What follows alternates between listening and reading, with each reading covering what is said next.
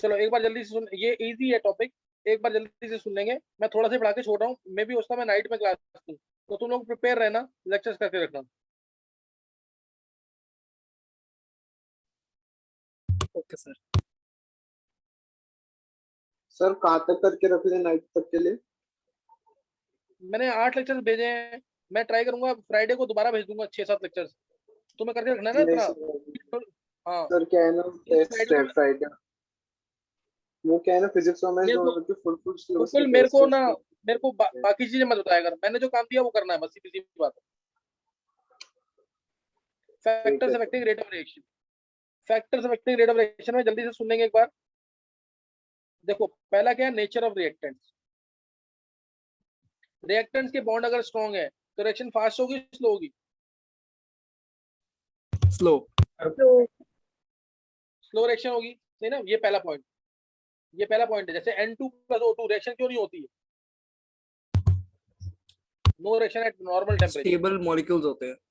हाँ, N triple bond N है, O double bond O है, तो रिएक्शन नहीं हो पाती है, क्योंकि इधर भी बॉन्ड ऑर्डर 3, बॉन्ड तोड़ना बहुत tough, O double bond O, bond तोड़ना टफ। हालांकि ये रिएक्शन होती है जब लाइटनिंग होती है ना, जब बिजली वगैरह कड़कती है, तो एटमॉस्फेयर में ये दोनों गैसेस कंबाइन करती हैं, एक इंस्टेंट के लिए टेम्परेचर 3000 केल्विन तक भी पहुंचता है, तो दोनों गैसेस आपस में कंबाइन करती है और NO2NO बनता है। और ये थोड़ा बहुत लाइटनिंग ना यूजफुल होता है फार्मर्स के लिए, क्योंकि ये NO जो बना ये कंबाइन करेगा O2 के साथ, बनाएगा NO2 कंबाइन करेगा पानी के साथ, बनाएगा HNO3, और भी बनाएगा लेकिन HNO3 मानना मेन। फिर ये कैल्शियम से रिएक्ट करेगा, जो कि सॉइल में प्रेजेंट है, कैल्शियम नाइट्रेट बनेगा, फर्टिलाइजर का काम करता है फॉर फार्मर्स। तो ये रिएक्शन होती है and it is useful for the farmers. तो ये मैंने वैसे ही बता दिया है मेन। हमारा अभी यहाँ पे था क्या कि N2+O2 no reaction, reason nature reactants का बॉन्ड स्ट्रॉन्ग है बॉन्ड। अगर प्रोडक्ट्स के बॉन्ड ज्यादा स्ट्रॉन्ग है तो रिएक्शन होगी कि नहीं होगी? सर तो हो जाएगी। हाँ। दूसरा, कंसंट्रेशन ऑफ रिएक्टेंट ज्यादा है तो रिएक्शन होगी कि नहीं?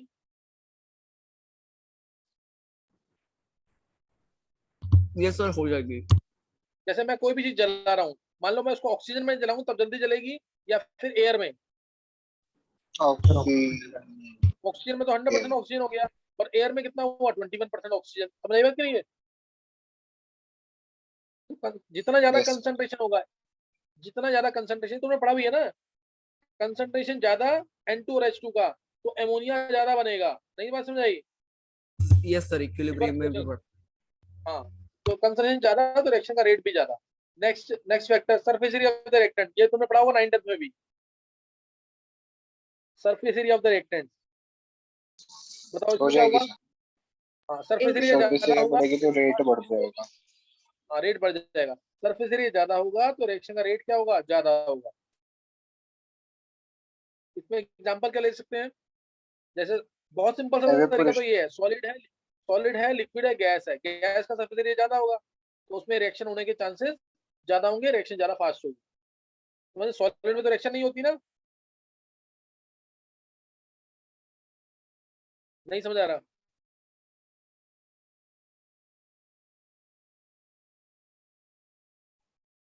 सॉलिड में रिएक्शन नहीं होगी, लेकिन लिक्विड में और गैस में चांसेस ज्यादा हो जाएंगे क्योंकि सरफेस एरिया बढ़ जाएगा। इसके क्वेश्चन जो बोर्ड में आए हुए ना वो ऐसे, पाउडर्ड शुगर जल्दी डिजोल्व होगी कि क्रिस्टल्स ऑफ शुगर जल्दी डिजोल्व होंगे? पाउडर्ड शुगर में सरफेस एरिया ज्यादा, सरफेस एरिया ज्यादा होगा तो ज्यादा कॉन्टेक्ट में आएगा वाटर के, और रिएक्शन का रेट क्या हो जाएगा, बढ़ जाएगा, रेट विल। ऐसे ही और एग्जांपल इसके हैं, जैसे पाउडर्ड कोल जल्दी जलेगा कि lump of coal? Powder powder. Coal है तो अगेन सरफेस एरिया ज्यादा होगा, रिएक्शन का रेट ज्यादा होगा, ज्यादा कॉन्टेक्ट में आएगा फ्लेम के और जल्दी जलेगा। लास्ट एक क्वेश्चन और आया था बोर्ड में ऐसे ही, क्वेश्चन था, एक पाउडर्ड कोल हो गया, पाउडर्ड शुगर हो गया, और एक ये था कि वुड चिप्स जल्दी जलेंगे कि log of would? Would chips. Chips. Would chips जल्दी जलेंगे, लॉग ऑफ वुड तो जलने में टाइम लगेगा। तो ये सारे एग्जांपल किसके हैं, surface area of the reactants के। सरफेस एरिया जितना ज्यादा होगा वो किस फॉर्म में ज्यादा होता है, पाउडर फॉर्म में। पाउडर फॉर्म में सरफेस एरिया ज्यादा होगा तो रिएक्शन का रेट भी ज्यादा हो जाएगा। कोई डाउट?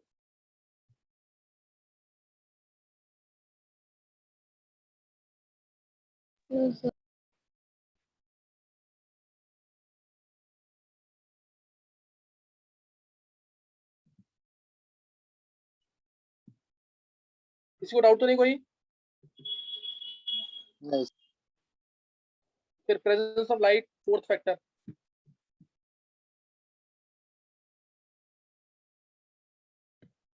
प्रेजेंस ऑफ लाइट, कुछ रिएक्शंस ऐसी होती है जो लाइट के प्रेजेंस में ही होंगी, नहीं तो नहीं होंगी, उन्हें बोलते हैं हम फोटोकेमिकल रिएक्शन। वो क्या है? Photochemical reaction. Some reactions take place only in presence of light, are such reaction they recalled as photochemical reaction. और मैंने तुमको बताया वो जीरो ऑर्डर की रिएक्शंस होती हैं, वो होती है जीरो ऑर्डर की रिएक्शंस, इसलिए इनका रेट जो है डिपेंड करेगा सिर्फ इंटेंसिटी पे। इंटेंसिटी डिपेंड करेगा, और इंटेंसिटी होता है एम्पलीट्यूड के स्क्वायर पे, ये याद रखना तुम्हें, कई बार ऑब्जेक्टिव में पूछते हैं। Rate is proportional to intensity and intensity is proportional to amplitude का स्क्वायर। एम्पलीट्यूड पता है क्या होता है? हाइट ऑफ द क्रेस्ट और डेप्थ ऑफ द ट्रफ। फिर इसके अलावा फिफ्थ फैक्टर है टेम्परेचर। टेम्परेचर टेम्परेचर तुम्हें पता है किसी भी रिएक्शन का अगर टेम्परेचर बढ़ाते हैं, नॉर्मल रिएक्शन जिनकी एक्टिवेशन एनर्जी 50 किलो जूल के पर मोल के आसपास है, नॉर्मल रिएक्शंस की एक्टिवेशन एनर्जी इतनी होती है। तो अगर किसी रिएक्शन का अगर हम टेम्परेचर बढ़ाएंगे तो रिएक्शन का रेट क्या होता है? ऑलमोस्ट डबल, अप्रोक्सीमेटली डबल है, एग्जैक्टली डबल नहीं है। रिएक्शन का रेट क्या हो जाएगा? Almost double. अगर हम किसी रिएक्शन का टेम्परेचर बढ़ाएंगे तो रिएक्शन का रेट क्या हो जाएगा? ऑलमोस्ट डबल हो जाएगा। तो इसको हम रिप्रेजेंट करते हैं in terms of temperature coefficient, alpha से डिनोट करते हैं in terms of temperature coefficient. इसके क्वेश्चन मेडिकल में काफी आए हुए। अल्फा क्या होता है? This is rate constant at T+10 upon में rate constant at T degree Celsius. Rate constant at T+10 upon में rate constant at T degree Celsius, this is alpha. ये क्या है? अल्फा है। और इसकी अप्रोक्सीमेट वैल्यू क्या होती है? 2 से 3 के बीच। कुछ मेंशन नहीं किया तो 2 लेना, 2 ज्यादा ज्यादा एक्यूरेट है। कुछ मेंशन नहीं किया तो 2 लेना है। कोई डाउट?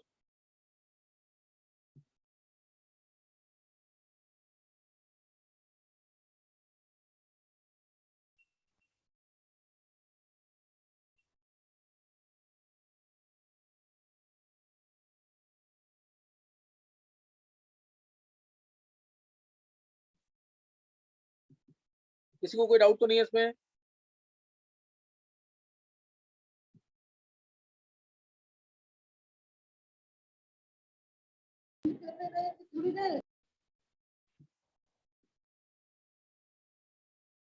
चलो अब देखो इधर, मान लो मैंने किसी रिएक्शन का टेम्परेचर 300 से 400 केल्विन कर दिया।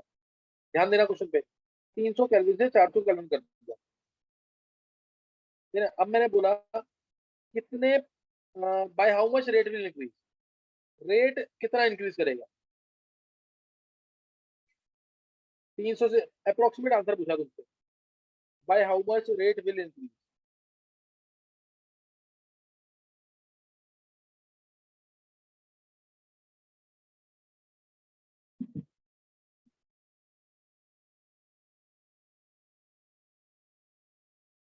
आधे Yes, sir. आंसर दे इसका।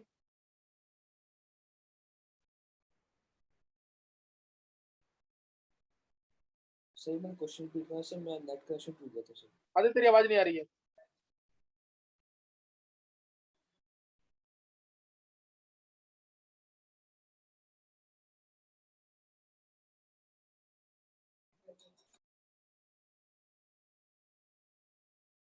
हाँ, कोई और देगा आंसर इसका? अगर मैंने 300 से 400 केल्विन टेम्परेचर बढ़ाया तो कितना टाइम्स रेट बढ़ेगा? By how much rate will increase, ध्यान देंगे इधर। किसी को बोला आंसर इसका? ट्राई करो। अनन्य, कशिश, सर 20। आप प्रियांशी बोलो। सर 20। 20 नहीं। अब देखो, मैं अब आंसर देखना इधर, बहुत ही इजी क्वेश्चन था, इसलिए लेक्चर खुद पढ़ना बहुत जरूरी है। लेक्चर में डेफिनेटली इस टाइप का क्वेश्चन होगा। मान लो मैंने 300 से 310 किया करते थे, ध्यान देना, 300 से कर दिया मैंने 310 कर दिया, तो 2 टाइम्स रेट बढ़ जाएगा। अभी बताया ना पीछे ऊपर कि 2 लेना है, कुछ मेंशन नहीं किया। तो 310 से 320 किया तब भी लगभग 2 टाइम्स बढ़ जाएगा। हालांकि अब ये 2 टाइम्स एग्जैक्टली नहीं होगा, ये होगा 1.99 ऐसे करके कुछ होगा। फिर 320 से 330 किया, फिर कितना हो जाएगा रेट? Again 2 times. नहीं समझ आ रही बात?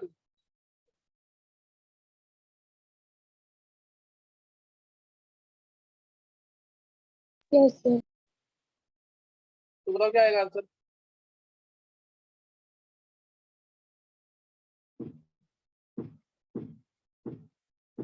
क्या आएगा आंसर? 20 टाइम्स से आ रहा है, बोल मुकुल।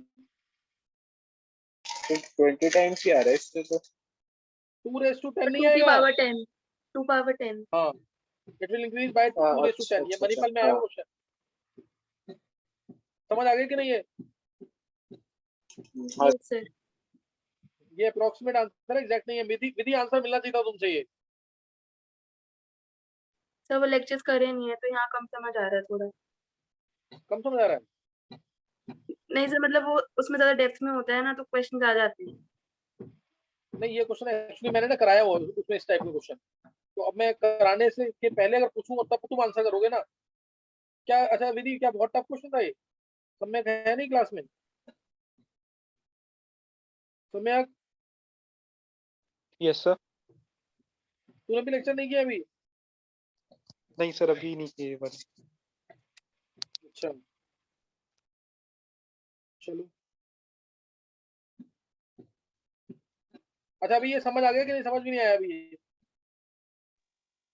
सर आ गया समझ। चलो एक फैक्टर और लिखते हैं, फिर नेक्स्ट टाइम करेंगे न्यूमेरिकल के साथ।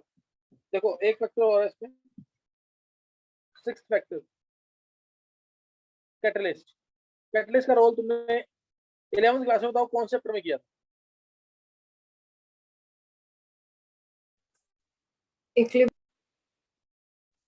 केमिकल इक्विलिब्रियम के अंदर बताया था मैंने, ध्यान है ना? कि कैटलिस्ट क्या करता था, ये मैंने कर्व बताया होगा एक्सोथर्मिक रिएक्शन का। कैटलिस्ट क्या करता था, एक्टिव एनर्जी को ऐसे कम कर देता था, याद आया कि नहीं है? फॉरवर्ड डायरेक्शन, ये एक्टिव एनर्जी फॉरवर्ड की है, ये एक्टिव एनर्जी बैकवर्ड की है। तो कैटलिस्ट ने क्या किया, जब रिएक्शन को ऐसे लेके गया तो फॉरवर्ड की एक्टिव एनर्जी भी कम कर दी इसने, और बैकवर्ड की भी एक्टिव एनर्जी कम कर दी कि नहीं है? अब इस पॉइंट तक है ना? ध्यान आया कुछ कि नहीं है? इसको मैं आगे बहुत डिटेल में लूंगा अभी। ये कर्व तुम्हें पढ़ने हैं, एक्सोथर्मिक रिएक्शन के कर्व और एंडोथर्मिक रिएक्शन के कर्व, ये सब डिटेल में पढ़ना है। तो कैटलिस्ट क्या करता है, it increases the rate of reaction by decreasing the active energy for forward as well as backward reaction by same amount. इसलिए कैटलिस्ट जो है, rate of reaction, forward reaction के रेट को अगर 10 गुना बढ़ा रहा है तो बैकवर्ड रिएक्शन के रेट को भी 10 गुना बढ़ा देगा। समझिए कि नहीं है?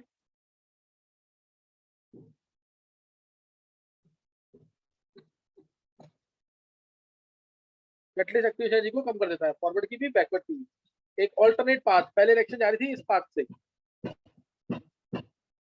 पहले रिएक्शन इस पाथ से जा रही थी, अब रिएक्शन इस पाथ से जाएगी। It provides alternate path for the reaction mechanism. ये डेल्टा एच को कोई, डेल्टा जी है ना, इसको कोई इफेक्ट नहीं करता, डेल्टा जी को कोई इफेक्ट नहीं करता। डेल्टा एच ये सिर्फ के एफ को बढ़ाएगा, ये के बी को बढ़ाएगा, फॉरवर्ड रेट कॉन्स्टेंट को बढ़ाएगा, बैकवर्ड रेट कॉन्स्टेंट को बढ़ाएगा, लेकिन केसी को अनटच रहने देगा। केसी को, डेल्टा जी को, डेल्टा एच को, इनको अनटच रहने देगा, इनको डिस्टर्ब नहीं करेगा। समझ गए कि नहीं है?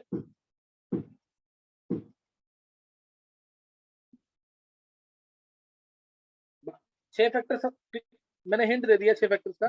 7th फैक्टर भी है, जैसे पीएच ऑफ सॉल्यूशन। कुछ रिएक्शन बेसिक मीडियम में होती है तो कुछ रिएक्शन एसिडिक मीडियम में होती है, तो वो भी डिसाइड करती है रिएक्शन के रेट को। फिर डाइलेक्ट्रिक कांस्टेंट है, मान लो अगर कुछ रिएक्शन है जो पानी के अंदर पास हो रही है, तो CCl4 में, बेंजीन में, CS2 के अंदर क्या होंगी, स्लो होंगी या नहीं होंगी। तो ये भी सॉल्वेंट हो गया या पीएच ऑफ सॉल्यूशन होगा, वो भी डिसाइड करता है रिएक्शन के रेट को। ये सेकेंडरी फैक्टर्स है जो एनसीईआरटी में देखते हैं, मैंने वो 6 डिस्कस कर दिया एक बार। तो यहाँ पर तो तुम जरूर कर लेना है ना, यहाँ पे जरूर कर लेना। न्यूमेरिकल लिख लेंगे, न्यूमेरिकल तो किए थे ना थोड़े से, कि नहीं? न्यूमेरिकल भी नहीं किए? नहीं सर, तब तक नहीं। चलो न्यूमेरिकल लिख लो। 3A gives 5B plus 2C। ये दे रखा है तुम्हें, कोई रिएक्शन दे रखी है, 3A gives 5B plus 2C। concentration of C increases by 2 into, या सिंपल ले लेते हैं, 10⁻³ concentration of C increases by 10⁻³ molar in 100 seconds. Calculate rate of reaction. Calculate rate of reaction निकालना. Disappearance of A निकालना है. Formation of B निकालना. Question clear हुआ कि नहीं?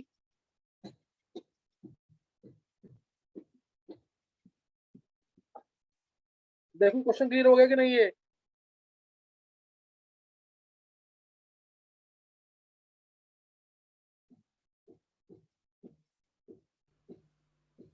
Yes, sir. निकालो आंसर.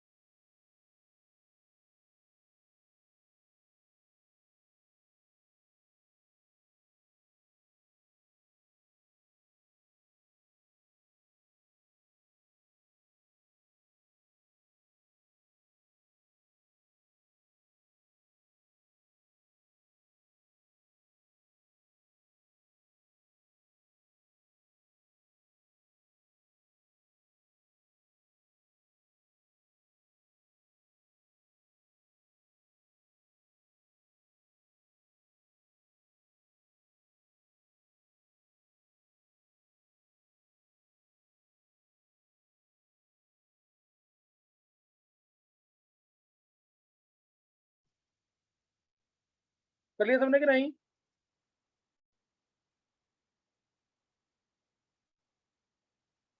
Yes, sir. चलो देखेंगे. Yes. देखो हाँ, इस रिएक्शन का रेट क्या होगा? पहले रेट होगा -1/3. हालांकि न्यूमेरिकल्स में माइनस प्लस का कोई मीनिंग नहीं है. -1/3 dA/dt प्लस 1/5 dB/dt 1/2 dC/dt. ये होगा इसका मीनिंग. अब इसमें दे रखा है C increases by this in 100 seconds, यानी dc by dt दे रखा है। ये कितना है 10⁻³ मोलर में ही है by 100, यानी 10⁻⁵ मोलर सेकंड में। कोई डाउट? No, sir. ये आ गया। अब calculate rate of reaction, disappearance of A and formation of B. Rate of reaction तो हम निकाल लेंगे यहाँ पे वैल्यू dc by dt की पुट करके, यानी रेट आ गया हमारा 1/2 इंटू 10⁻⁻⁵, यानी ये आ गया 5 इंटू 10⁻⁻⁶। ये आ गया रेट। अब निकालना है हमें dA by dt। Disappearance of A मतलब dA by dt निकालना, कोएफिशिएंट टू मत करना। तो dA by dt क्या हो जाएगा 3 इंटू 5 इंटू 10⁻⁶। नहीं समझ आया? आ गया। और dB by dt क्या होगा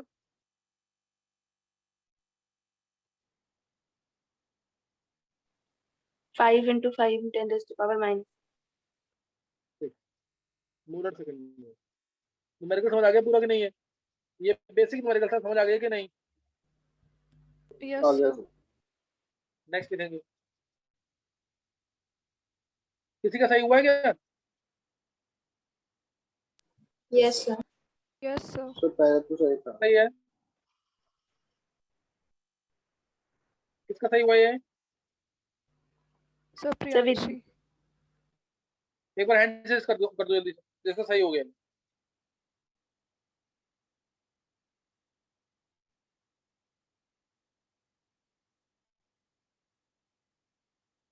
नहीं सही हुआ किसी का?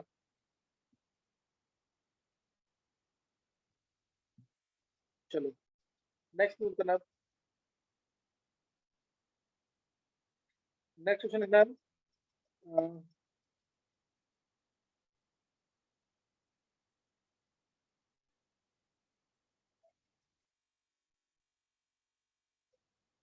क्वेश्चन है A gives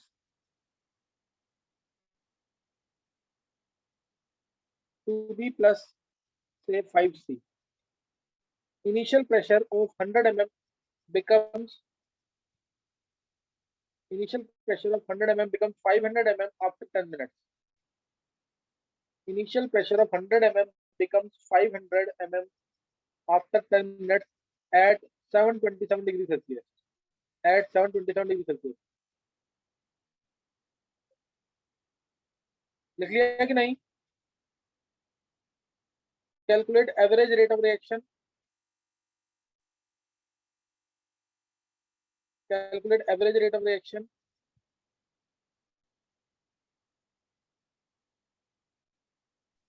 सर टेम्परेचर कितना था? 727 degree Celsius. Average rate of reaction निकालना है इन एटमॉस्फेयर सेकंड इनवर्स और इन मोलर सेकंड इनवर्स, दोनों में निकालना है। इन एटमॉस्फेयर सेकंड इनवर्स और मोलर सेकंड इनवर्स में। और दूसरा रेट कांस्टेंट भी निकालना है अगर रिएक्शन जीरो ऑर्डर की। रेट कांस्टेंट भी निकालना है अगर रिएक्शन जीरो ऑर्डर की है। क्वेश्चन क्लियर हो गया?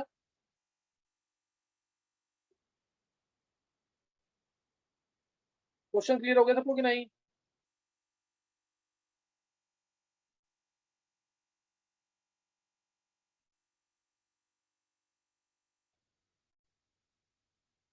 करो क्वेश्चन।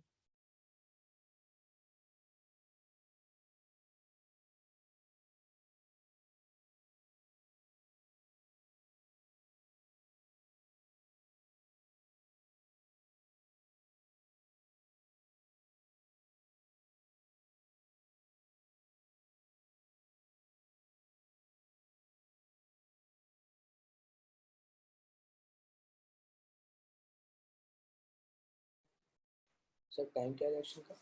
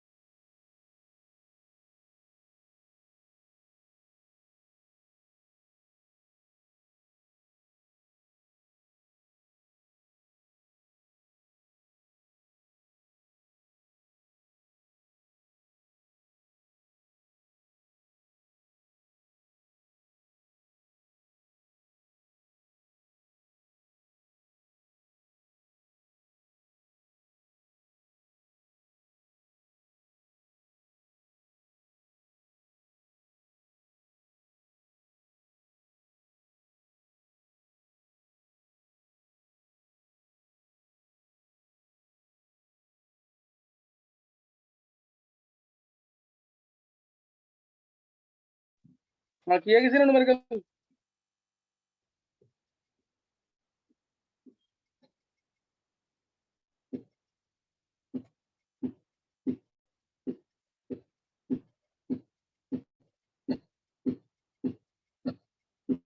किया किसी ने कि नहीं?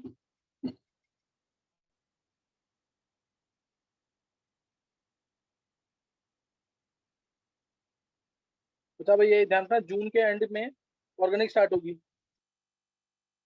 तो उसके लिए जो ढंग से करेगा काम, अब चौथा चैप्टर खत्म होते ही जो ढंग से काम करेगा मैं उसी को एंट्री दूंगा, पूरी ऑर्गेनिक वही करेगा, सब सब बच्चे नहीं करेंगे। तो इसलिए बहुत ध्यान से करना काम, टेस्ट स्पेशली बहुत प्रॉपरली देने। अच्छा भैया कुछ न्यूमेरिकल किया किसी ने? विधि, सम्यक, यस सर। किया न्यूमेरिकल नहीं है? Yes sir. तो पूरा हो गया है? नहीं सर, अभी आधा हुआ है। चलो ट्राई जल्दी करो उसको।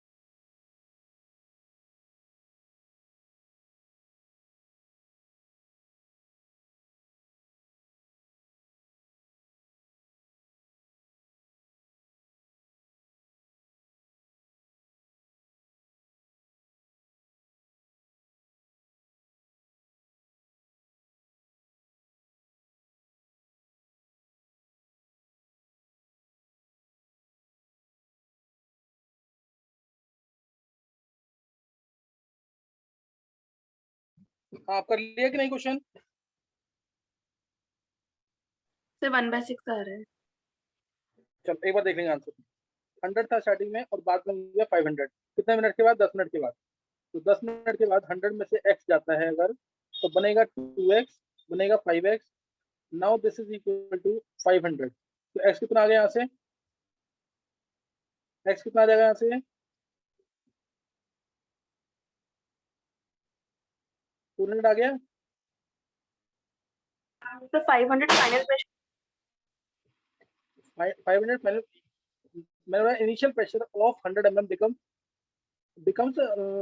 500 mm आफ्टर 10 मिनट। इसका मतलब क्या है? मतलब सर हम ए का बोल रहे हैं फाइनल प्रेशर। ए का initial pressure becomes 500 mm after, एक मिनट टोटल होगा, ए का नहीं होता ना ऐसे। मैंने क्वेश्चन में क्या बोला था? सर यही था, पर आपने कहा था फाइनल प्रेशर 500 हो जाता है, मतलब सबका टोटल। टोटल चलो कुछ नहीं होता, तो दिस इज इक्वल टू 500, तो यहाँ से कितना आ रहा है 100 plus 6x is equal to 500, x equal to 600, 400 by 4 क्या 400 बाय 6 ये आएगा ना? Yes, sir. Yes sir. 100 Yes, sir. 400 by 6 mm आ गया ये फाइनल प्रेशर आ गया। अब रेट क्या होगा, mm में आया, ये एटमॉस्फेयर में करना है तो बाय 760 कर देंगे। अभी आ गया एटमॉस्फेयर में, रेट क्या होगा D A by D T,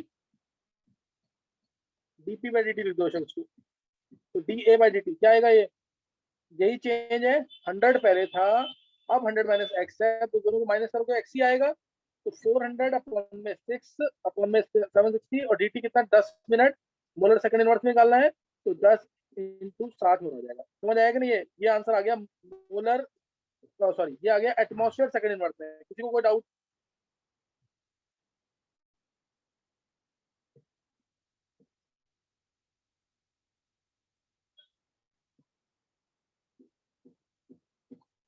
आगे समझ नहीं है, ये आ गया एटमॉस्फेयर सेकंड इनवर्स में।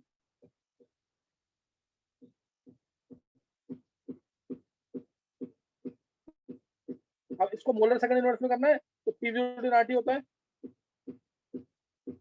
प्रेशर दे रखा है 400 divided by 400 divide by 6 into 760, ये एटमॉस्फेयर में है, और एन बाई वी होता है कंसंट्रेशन, तो इसको सी लिख देते हैं, एन बाई वी को सी आर 0.0821, और टी कितना आएगा, टेम्परेचर कितना आ जाएगा 727,000 केल्विन। तो इससे निकल जाएगा सी की नहीं, चेक करो इससे सी निकल जाएगा कि नहीं? Yes, sir. सी आ गया, तो रेट क्या आ जाएगा डीसी बाई डी टी, निकाल लोगे ना इससे, सी की वैल्यू ऊपर से पुट करना, dt 10 into 60 molar second inverse में आ जाएगा। कोई डाउट? सी की वैल्यू बस ऊपर से पुट करनी है, तो रेट आ गया। किसी भी बच्चे ने किया ऐसे? Yes, चलो sir.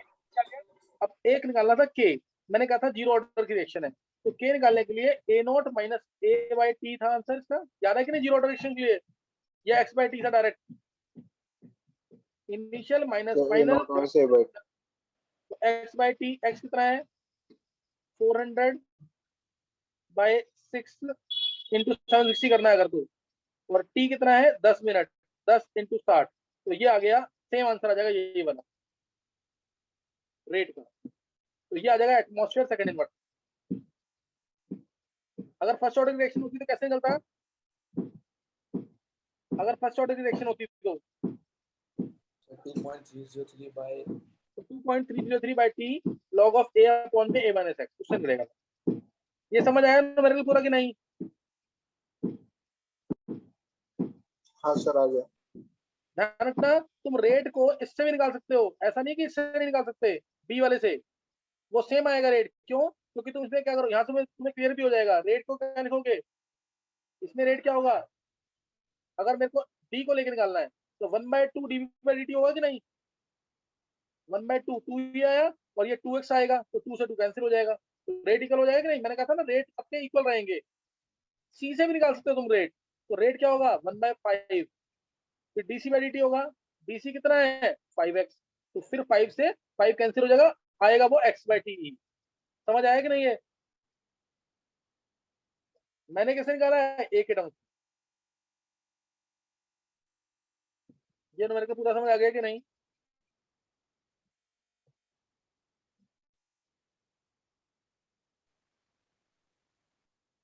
चलो Yes, अब sir. ये नाइट तक तुम पढ़ के रखना, नाइट में क्लास हो तो तुम्हें आता हूँ, पहले 2-3 लेक्चर एटलीस्ट पढ़ लेना एडवांस से ना, ये करके रखना सबको, मिस नहीं करना बिल्कुल भी, तो थोड़ा स्पीड से पढ़ो।